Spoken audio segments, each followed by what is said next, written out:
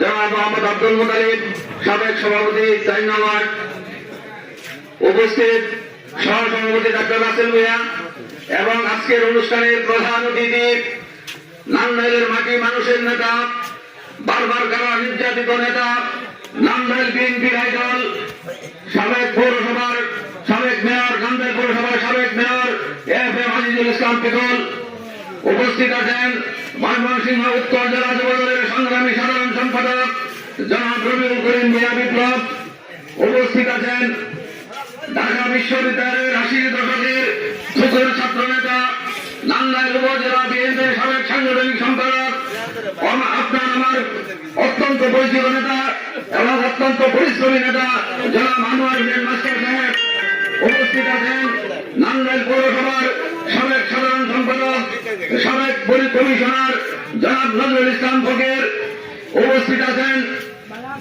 রাজঘাটি ইউনিয়নের সংগ্রামী আহ্বায়ক জনাব লুৎফর রহমান, উপস্থিত আছেন মুসল্লি ইউনিয়নের সংগ্রামী আহ্বায়ক জামাল উদ্দিন, উপস্থিত জাহাঙ্গীরপুর ইউনিয়নের টুকুর নেতা জনাব আব্দুল হাই, মুসল্লি ইউনিয়নের ছাত্র নেতা জনাব তানিম আহমেদ এবং বিএনপি নেতা শাহজাহান সহ বিশেষ অতিথি এবং প্রধান অতিথির সাথে সফর সঙ্গীবৃন্দ, আসসালামু আলাইকুম।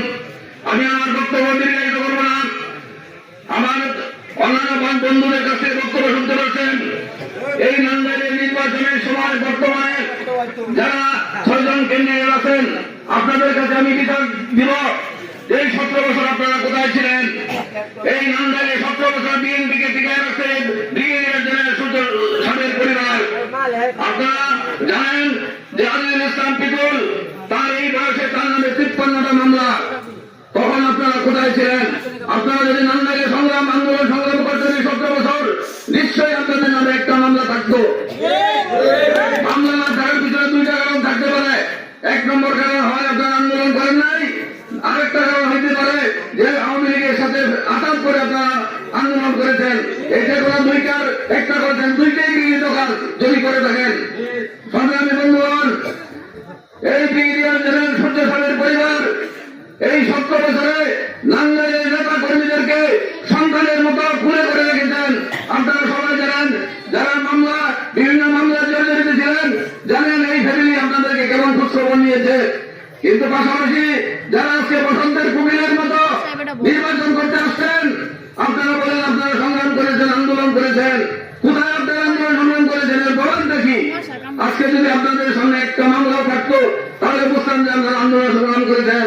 যাই হোক, আমি আমার বক্তব্য নির্ধারিত করবো না।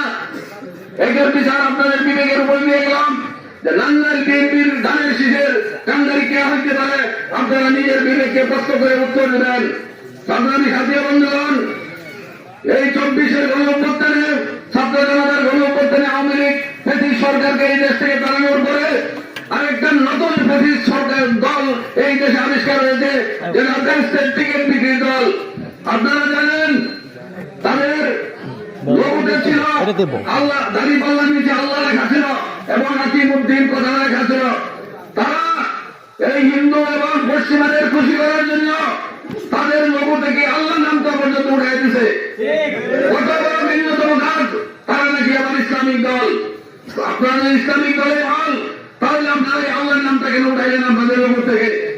আরো জানেন, আপনারা অবাক হবেন, তারা ইসলামিক দল বলে কিন্তু রং করে একটা হিন্দু সংগঠন তারা করছে। এর উদ্দেশ্য একটাই, তারা যারা অন্য সম্প্রদায় আছে ইন্ডিয়া এবং পশ্চিমা বিশ্বের সহানুভূতি পাওয়ার জন্য তারা এই কাজ করতেছে। আপনারা জানেন ১৯৯৬ সালে ব্রিটিশ সরকার হাসিনা, আপনারা তোমার কাছে একবার হিজাব লাগাইয়া ক্ষমা চায় পাবলিকের কাছে ভোট চাইছে, তাই না? তার অনুরূপ দেখেন আজকে জামাতে ইসলাম যারা তাবলিগ করেন, মেয়েদেরকে তালিম দেয়, তো তাবলিগ তারা পছন্দ করে না।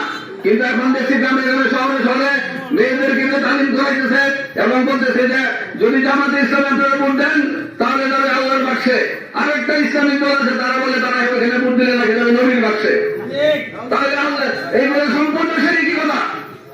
এখন চিন্তা করেন যে তাদের মনোভাবটা কি। সংগ্রামী সাথী বন্ধুগণ, আমি আমার বক্তব্য দীর্ঘায়িত করবো না। আমি আপনাদেরকে আটনাম শিবর ইউনিয়ন বিএনপির পক্ষ থেকে 4 নম্বর প্রেসিডেন্টের কৃতজ্ঞতা জানাচ্ছি। আপনাদের স্বতঃস্ফূর্তভাবে আজকের এই অনুষ্ঠানটাকে সাফল্যমণ্ডিত করার জন্য উপস্থিত হয়েছেন। পাশাপাশি ধন্যবাদ জানাচ্ছি অন্যান্য ইউনিয়ন থেকে যারা আহ্বায়ক এবং অন্যান্য নেতৃবৃন্দ আসছেন আমাদের এই অনুষ্ঠানকে সাফল্যমণ্ডিত করার জন্য। আপনাদের প্রতি আমি কৃতজ্ঞতা প্রকাশ করছি। সবশেষে আপনাদেরকে ধন্যবাদ জানিয়ে আমি আমার সংক্ষিপ্ত বক্তব্য শেষ করলাম। বাংলাদেশ জিন্দাবাদ, মরহুম প্রেসিডেন্ট অমর হক খালেদা জিয়া জিন্দাবাদ, আগামী দিনের প্রধানমন্ত্রী তারেক রহমান জিন্দাবাদ জিন্দাবাদ। আসসালামু আলাইকুম। ধন্যবাদ। অনুগ্রহপূর্বক এই যে গাড়িগুলো যাইতে একটু সমস্যা, আপনারা একটু বসানো গাড়িগুলো যাইতে সমস্যা হচ্ছে।